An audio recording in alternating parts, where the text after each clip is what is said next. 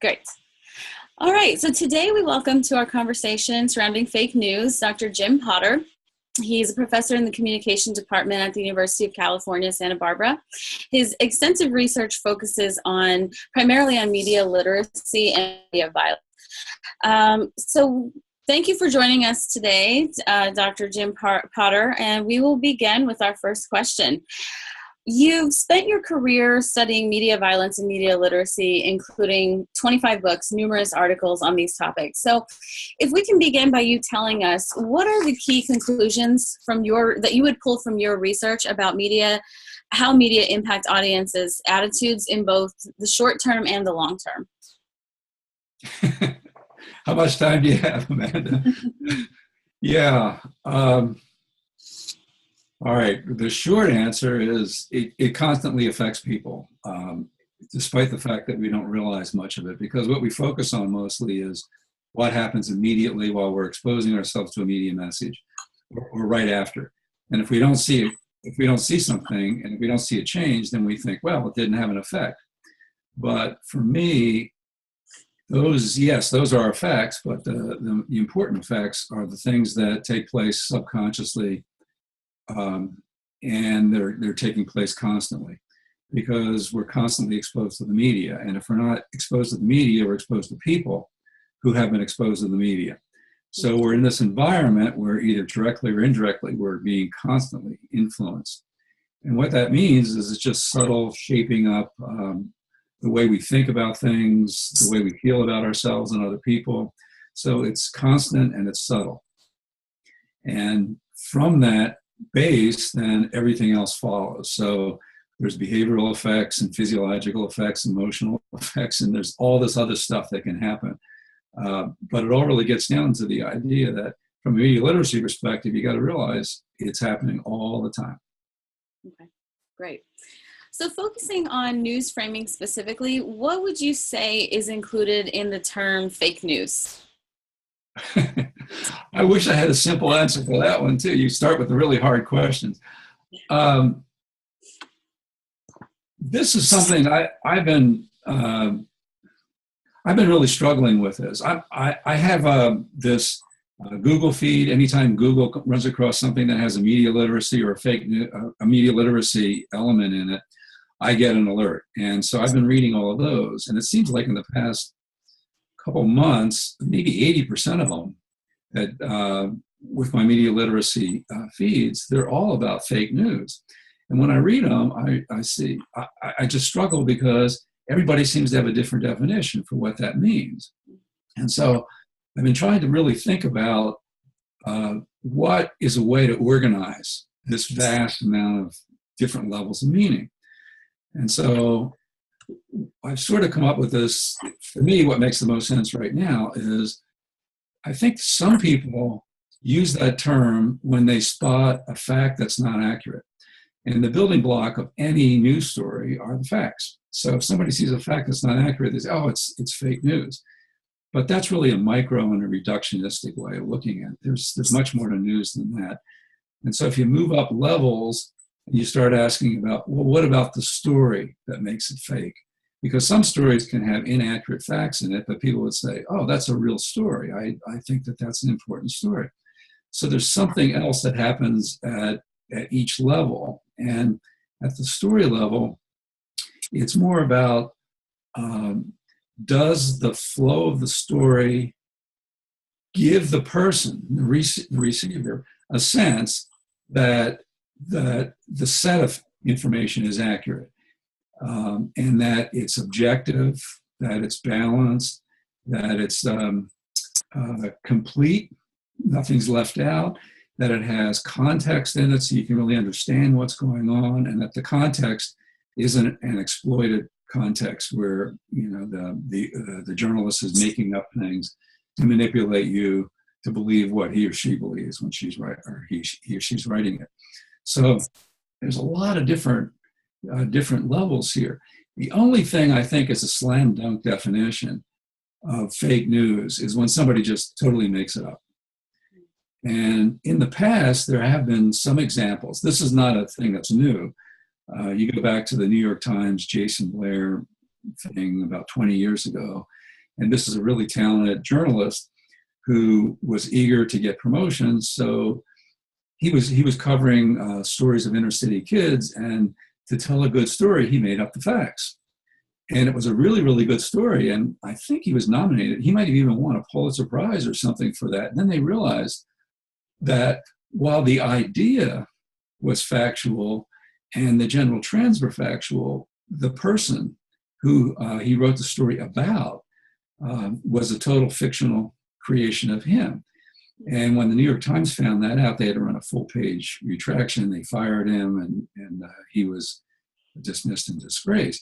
So there are examples like this, not a whole lot, over the history of journalism where people make up the facts. I remember I started my career before I went to graduate school. I was a journalist in small newspapers. And I remember my city editor telling me, his famous quote was, never let the facts stand in the way of a good story, because we're good storytellers. And, as a young, naive journalist, I felt uncomfortable with that. But yeah, that's what we really were in the business of doing, telling good stories. And he was kind of my mentor until he eventually was arrested because he was also the mayor of a town, the next town over where I was serving on the newspaper. And I had to go bail him out and then cover his trial. And so I said, Joe, do you really want me to tell a good story here or tell the facts? This tension between telling a good story and getting an audience and having them follow the issues and literally making sure every single fact is accurate, that tension between those two things has been around for a really long time. And it continues to today, but at even more outrageous level. I just saw something where there are people who now have created a website, and it looks like a news website, and it presents what looks like real news stories, but it's based on the assumption that Hillary Clinton won the election and was sworn in as president. And so if you're a person who is really upset about Donald Trump being sworn in as president, you can go to this website every morning and you could read news stories about what Hillary is doing and what legislation is passing and what she's doing as president. And that is a pure fiction. And I think everybody would agree, well, that's a fake news site.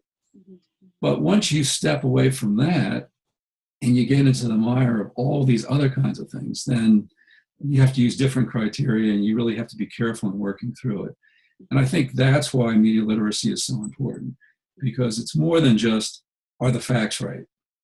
Teaching people, okay, these are the right facts and these are the wrong facts. It's much more than that. Right. Okay, great. So some people might argue that the term fake news includes news organizations with known political slants or other biases, for example. How do you respond to that perspective? Well, personally, I think that's, I like to see the term fake news reserved for something that's more egregious than that, because the fiction that journalists are really objective and that they don't have personal points of view is something I think we've gotten past, at least in communication studies and in journalism, going back to the work from the 1970s of Tuckman and Althea and people like that, who really pointed out that news is a construction. Human beings can't be purely objective, whether you're a researcher or a journalist, no matter how well trained you are. So people are going, no matter how they try to be balanced and fair to everybody, they still have to cut corners, because you have deadlines and you have limited resources. So you can't possibly interview everybody. You can't possibly take the time to make fine discriminations among sources. So you interview who you can, you get the best information you can, you do the best job you can, but there's going to be a lot of limitations. And in those limitations, some of your biases are going to show through. And so, news readers, audiences for news, I think, have always been kind of skeptical about this. Now, with the rise of the internet and with the proliferation of all the news channels on cable, we have the ability to have lots of different kinds of alternatives. So those alternatives are showing up much more now. And if you have your set, your viewing repertoire, like what they say, you believe that as news, and then somebody else is working from a different set of information given to them by a different set of news organizations, you're going to get into an argument. And they're going to tell you that you're watching fake news, you're wrong, you have wrong facts, and you're going to think the same thing about them. And so it's just easier to see the divisions now than we used to. Interesting. Okay. So, our edX class is particularly interested in the potential that news media have to influence audiences. So, what concerns you the most about the concept of fake news today?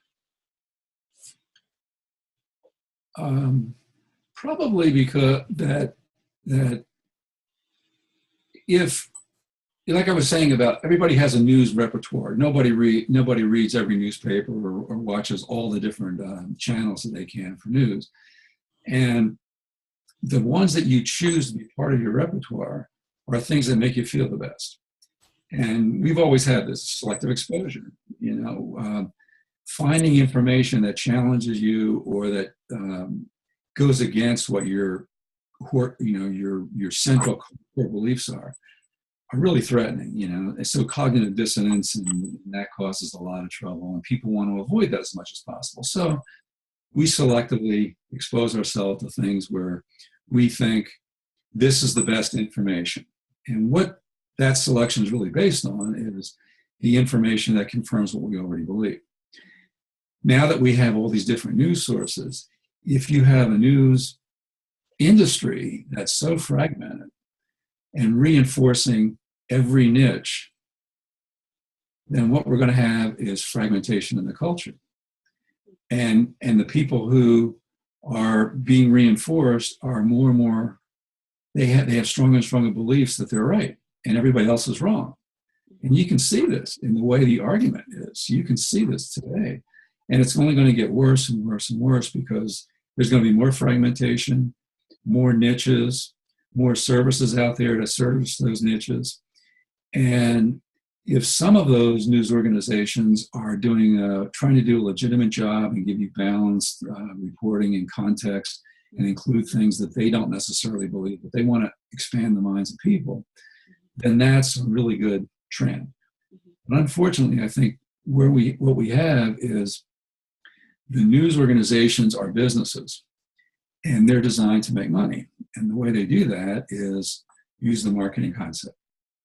And the marketing concept is very different than the journalism concept. Journalism concept, the classic is we have to give the unvarnished truth as accurately as we possibly can and let everybody make up their own minds. Well, the marketing concept is what do people want? And once we understand what they want, then we give them what they want. We're satisfying the existing needs. We're not here to educate. We're just here to build audiences. And the best way to do that is to find out what people want, give them that kind of news so that we can train them to keep coming back again and again and again. And that's the model right now. And so if people are unsatisfied with the news you're giving them, but you can make up the news that they like, there's a tremendous temptation to make up the news that they like, because your responsibility is to hold them to your audience and not to educate them. And I think that that's a shift, and we're going to see it going more and more in that direction. And I guess I'm not optimistic for what our culture will be if that just goes unchecked. Okay, right. So let's switch gears a little bit and talk more in depth about your work on the complexities that underlie media literacy. So in a world where this concept of fake news is being used pretty often in public discourse, like you just said, despite the press's watchdog function in a democratic society, what role or function do you see as pretty pressing and important for media literacy to occupy? Well, first we have to let people know that it's an important issue and it's a complex issue. and that there isn't an easy answer. So it's more than just taking a 5-minute, reading a 5-minute, spending 5 minutes reading a blog or something like that. It's something you really have to think about and mature your thinking and be aware of the dangers. That's what you really have to do. Also, we need more organizations that are out there checking facts and reminding us where the egregious inaccuracies are. But that's a dangerous thing too, because when I look at the fact checkers, it's not so much are they spelling the names right and are they checking the easy things. What they're trying to do is check the things where big disagreements can come about. And what you find is that on those types of facts, there really isn't a truth criterion. And if you don't have a truth criterion, you can't say whether the fact that somebody reports is right or wrong. So let me give you an example of that. Like just this morning, I saw the unemployment rate dropped to 4.8%. Okay, now is that a fact? Is that accurate? Well, it's accurate because the Department of Labor has released that. But somebody else could look at that and say, no, the unemployment rate is really 10% or 15% or 53%. They could say that because the employment rate is calculated on a formula that's just made up by people. And there's lots of different elements that go into, well, what does it mean to be employed? And what's the base there that we compare it to? So if you change any one of those elements in the formula, then you're going to come up with a different number. And so if politicians are running for office, one politician will define it one way and say the unemployment rate is 10%. Somebody else will define it another way and say, no, it's only 3%. And who's right? They're both right. But they're both right given the formula that they're using. And see, so when it comes to media literacy, it's you can tell that to people, but if it's not important for them to understand where these numbers come from, if that's not important to them, then they're not going to be motivated to learn this. And this is something that alarms me the most. There's so much information in our culture right now, and information is so easily available that everybody thinks, I don't really need to work at it. I can just get it by clicking my mouse. I don't really need to work at it.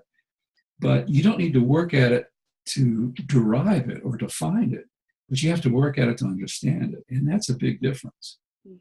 And so people just float along and they'll believe what they want to believe and they'll reject what they want to reject. And they're less interested in finding out the accuracy than they are with just getting through the flood of information without drowning. I see. So what are the most important practices today on the side of the news media in this, maybe a new wave era of fake news? What are the most important practices? For the news media, on their side. I think probably the best thing that they could do would be to have, if they're going to stick with the half-hour evening news reports and just give you the headlines, then the best thing they can do is then back it up with the longer form shows where they will explain what's behind the news so they can give you more context. That's where the danger comes in, because the shorter the news bites, the less context you get. And without context, you really can't determine the accuracy of the news. Or more importantly, you can't determine who's providing this news and do they have a bias that they're operating from. So you really need to see these reporters talking with other reporters about how they developed the story, why they think the story is important, why did you write it the way they did. And in that way, we can watch that and then we can understand what the stories are really about. You can't with just a 90-second story or a 30-second headline. Right. Okay. That's a good point about context. So what would you recommend for media audiences to do on the, on the reverse side of that. So the news media have an obligation, but what about media audiences today? Mhm. Probably the best thing they can do is find alternative sources that would that would have very different kind of perspective than the ones that they're used to watching. And then try watching that, and instead of arguing against it, try to understand where that news came from, and then go back to their original source, then go back to their the shows that they normally watch, and then do the same thing with that. And if you do that, then you realize that the people who are working in the two very different kinds of organizations, although they say they're both news, have a different value on what the news means. And then you can appreciate both kinds of news. So for me, it's not appreciating just one kind and then everybody else is wrong. But if you look at it more with an open mind, and that means like news is a wonderful industry that has so much creativity in it and so many different perspectives. And if you expose yourself to that and you start appreciating it, then you get a larger perspective on how difficult it is to be a journalist, how complex some of these stories are. And even if you don't understand the complexity of the issues, it's better to be involved in just understanding the nature of the culture that you live in. And that's a big step. Okay, yeah. Well, that concludes the question set that I had for you. Are there any lasting thoughts or impressions that you want to leave us with that maybe we didn't already cover? No, just that the reason I've been working in media literacy for so long is because I think that's the best way to handle things. You can't, I mean, it really comes down to education. We can put pressure on the industry. I tried to do this with the violence 20 years ago, and when we did the National Violence, Television Violence Project, and we testified in front of Congress, and we did news conferences, and we did all that to try to put pressure on regulators to make changes. But things are the way they are because they're trying to balance all the different constituents. And that's a delicate balance. And there's only so much you can do to make changes there. But there are enormous changes you can make in individuals. And the way we do that is to show people things that they see every day but don't understand very well. And for me, that's what education is about. And because so much of our perceptions of the world come through the media, I think media literacy is a really good avenue to do that.